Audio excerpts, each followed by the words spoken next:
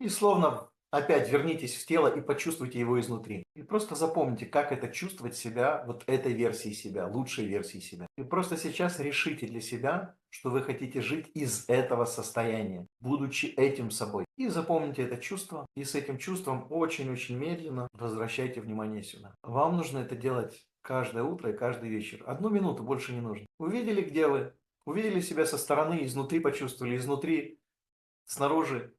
Оп, вы отпечаток такой создаете. Вы создаете нового персонажа, новую версию себя. Персонажи, они автоматически запускают весь сценарий, ничего даже делать не надо. И вот вы внутри этого скафандрика, лучшей версии себя. И все, что вам нужно делать, это вот это чувство постоянно культивировать и находиться в нем. И именно это чувство вас именно туда приведет. Но нужно жить так, как будто бы это уже прямо сейчас, прямо здесь. Не там в будущем будет, нет. А прямо сейчас. Так это работает, эффект манифестации.